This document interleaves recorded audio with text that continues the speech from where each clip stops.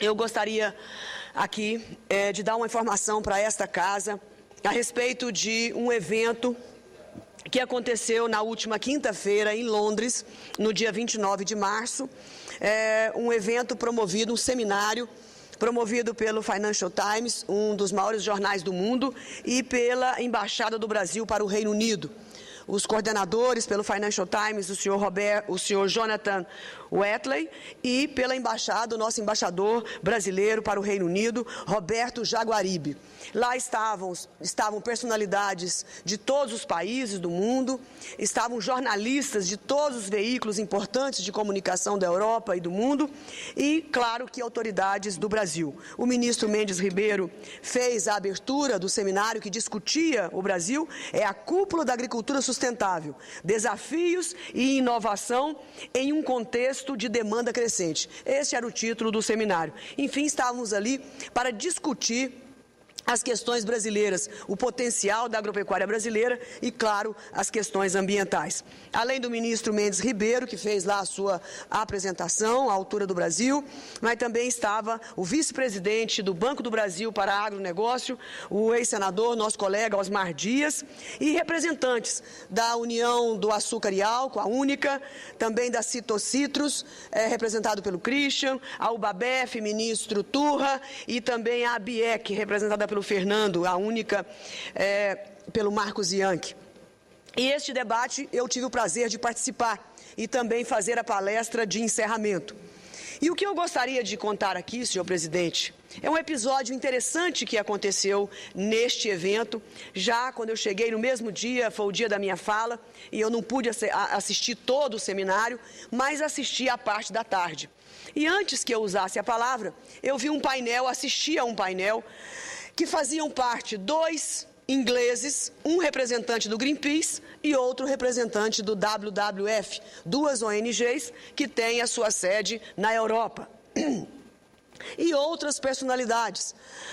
E muito me estranhou a participação do senhor John Clark, que é diretor de Assuntos Internacionais 2, diretor-geral do Desenvolvimento Rural e Agricultura da Comissão Europeia. É um representante dos europeus. E, assim como as ONGs, e este cidadão, este senhor, declarou no seminário que o novo Código Florestal Brasileiro, se votado pelo Congresso Nacional, traria aumentos de desmatamentos para o Brasil.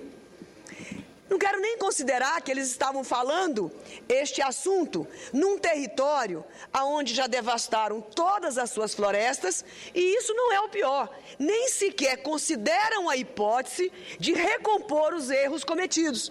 Porque se a Europa desmatou tudo, inclusive suas matas ciliares, nós não estamos aqui para acusar ninguém, colocar o dedo no rosto de ninguém. A Europa passou por uma guerra, passou por duas guerras, passou por fome, e a prioridade foi a produção de alimentos.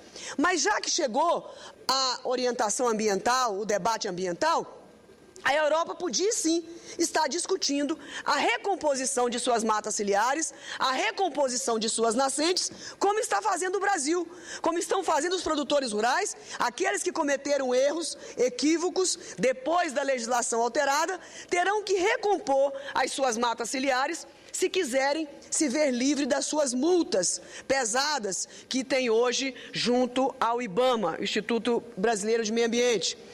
Mas na Europa, infelizmente, ainda não chegou a essa consciência. Então, a tese na Europa é o seguinte: o Brasil precisa recompor nos seus biomas.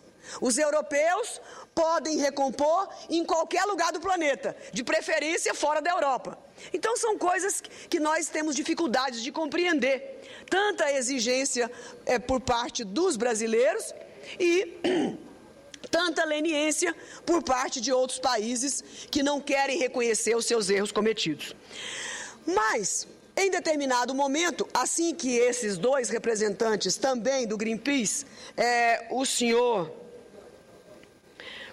Pat Venditti e o representante do WWF, Brian Weck, declararam com muita altivez e com muita convicção de que o Código Florestal Brasileiro traria desmatamentos para o Brasil.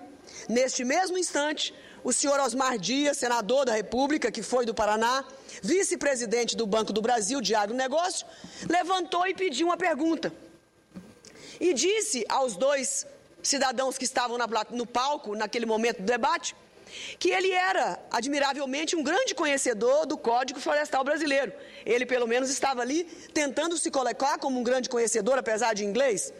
E o senador Osmar Dias, então, pediu a ele que ele pudesse colaborar com o Brasil, que ele estava retornando ao Brasil para um debate importante sobre o Código e que poderia trazer essa contribuição do WWF e do Greenpeace. E que ele apontasse para nós, que ele nos apontasse, aonde estava, qual era o número do artigo, do inciso e do parágrafo do Código Florestal que indicariam desmatamento no futuro. Que ele pudesse mencionar objetivamente onde estava escrito isso no texto, porque nós não estávamos conseguindo enxergar aonde estava essa questão. Claro, óbvio, que esse cidadão do Greenpeace, do WWF, passou por um constrangimento, porque ele não pôde objetivamente responder a esta questão, simplesmente porque não existe no Código Florestal nenhum artigo, nenhum inciso, nenhum parágrafo que insinua sequer a permissão de aumento de desmatamento. Ao contrário, senhor presidente, ainda disseram que o Brasil é risco máximo ambiental por conta deste aumento do desmatamento. E a resposta que ele deu, ao invés de objetivamente dizer no parágrafo número tal, no inciso tal, no artigo tal, está escrito que aumenta o desmatamento, ele disse que porque estava dando anistia, porque no parágrafo, no artigo 1º, agora estava colocando que a propriedade privada, além de ter zelo com o meio ambiente, também tem que ter zelo com a produção, e depois disse que ia haver, aumentar o desmatamento, porque estava mandando alguma legislação para os estados. E em seguida a esse debate, eu fui a próxima a discursar, a próxima a usar a palavra e a última. E eu disse para a plateia que estava ali presente, que são esses equívocos, esses engodos, esses enganos que algumas ONGs tentam propagar contra o Brasil. Eu até admito, eles são ingleses, eles estão tentando defender os seus produtores e a sua agropecuária, assim como o comissário da União Europeia. Eles não poderiam defender os brasileiros e os produtores do Brasil. Agora, eu estava lá, Osmar Dias estava lá, a Única, a Citocitrus, a UBABEF, todos nós estávamos lá com a BIEC para sim defender o Brasil. E nós declaramos para aquela plateia que esses enganos, esses equívocos não mais seriam permitidos pelos brasileiros.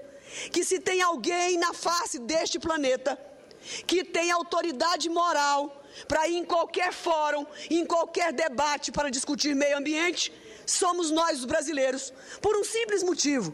Nós conseguimos fazer uma das maiores, com certeza uma das melhores e mais baratas agriculturas do planeta, usando apenas 27,7% do território nacional, preservando 61% dos nossos biomas, enquanto a Europa preserva 0,2% das suas florestas. Os Estados Unidos não chegam a 26%, mas o Brasil preserva 61%. É a maior preservação de biodiversidade de todo o mundo tropical. E ainda tem mais, senhor presidente. Nós, brasileiros, os produtores do Brasil, com as tecnologias desenvolvidas pela Embrapa, é que de fato conseguiu desenvolver técnicas que evitam a emissão de CO2, que são técnicas ligadas à agricultura de baixo carbono, o plantio direto. Todas as nossas lavouras já estão praticamente, quase 70% delas, sendo plantadas através da técnica de plantio direto. Ou seja, não tem a aração da terra, a terra não fica descoberta de matéria orgânica. O plantio da semente é jogado em cima da palha da lavoura colhida no ano anterior. Isso é extraordinário. E os outros países de clima temperado, de clima úmido, não podem fazer isso, porque eles têm gelo, têm neve e infelizmente precisam todos os anos arar a sua terra, passar subsolador, e tudo isso faz com que o CO2 seja jogado para a atmosfera. Também no Brasil desenvolvemos a técnica de integração lavoura, pecuária, floresta, que é uma técnica especial no Brasil, onde os pecuaristas estão utilizando a lavoura para reformar e minimizar a questão da degradação de suas terras. E como se não bastasse, o governo brasileiro ainda deu um financiamento, o ABC, com juros subvencionados de 5,5% ao ano, com prazos longos, para que os produtores pudessem melhorar a degradação de suas terras, para que pudessem fertilizar as suas áreas e suas terras. E eu pergunto, qual é o país do mundo que tem uma legislação tão rigorosa, tão detalhada quanto o Brasil tem? Nenhum país do mundo tem uma legislação que fala de APP, que fala de preservação das matas ciliares, que fala da preservação das nascentes, das áreas de recarga. Não, nós somos o único país do mundo que tratamos de APP. E por isso nós levamos uma proposta assinada pela CNA, por mim, pela Embrapa e pela Agência Nacional da Água, propondo que o mundo inteiro faça também uma legislação, faça uma norma vinculante que obrigue também a preservação da qualidade da água e da quantidade da água. APP global, APP para todos os países, porque já existe um consenso entre os cientistas do mundo que o conceito de APP é importante. Quantos metros ficarão de um lado ou do outro, ou quem vai pagar essa conta, é um problema de cada país, de forma soberana, de forma independente, resolver os seus problemas. Mas o conceito de APP precisa sim ser adotado. E nós, brasileiros, temos autoridade moral, porque temos a legislação, e a grande maioria dos nossos rios do Brasil estão intactos, maciçamente intactos com a vegetação nativa. E os erros que foram cometidos na APP, se serão 15, serão 30, 40 ou 100 metros, não importa, serão recompostos, os erros serão corrigidos, com uma diferença, senhor presidente. Hoje, pela conta e ônus dos produtores rurais, porque se iniciar o debate na Europa e nos Estados Unidos, e eles também se verem obrigados a ter as APPs, de terem as suas matas ciliares, de preservar a margem dos rios e em volta das nascentes, eu tenho certeza que haverá indenização para os seus produtores, que haverá remuneração para os seus produtores. Só aqui no Brasil, que meio ambiente traz um conforto e traz um bem coletivo com um ônus individual, estritamente e exclusivamente por parte dos produtores do Brasil.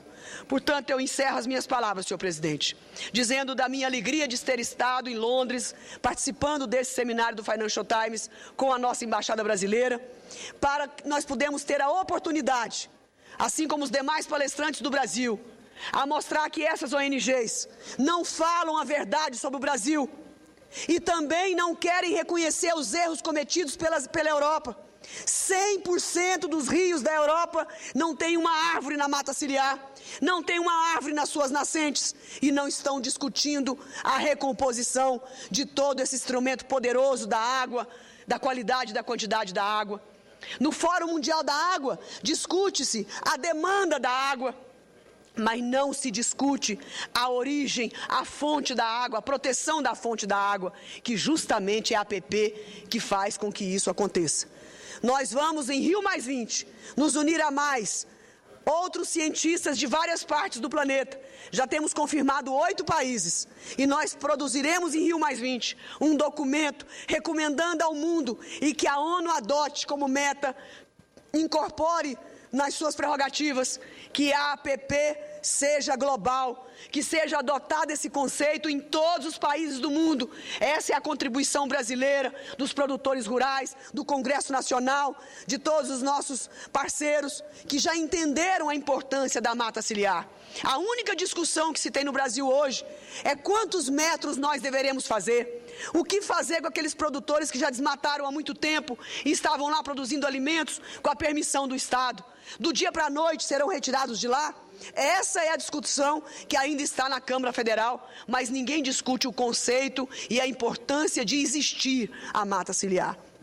E nós pedimos hoje na comissão, na subcomissão de água, presidida pelo senador Sérgio do Paraná, para que a ministra do Meio Ambiente, que estava presente e fez um compromisso conosco, de também adotar pelo Ministério do Meio Ambiente, em Rio+20, a proposta da APP Global, a APP para todos os países, para que a água do planeta possa, de fato, ter uma mão estendida em todos os países na proteção da preservação e produção da água do planeta. Muito obrigado, senhor presidente.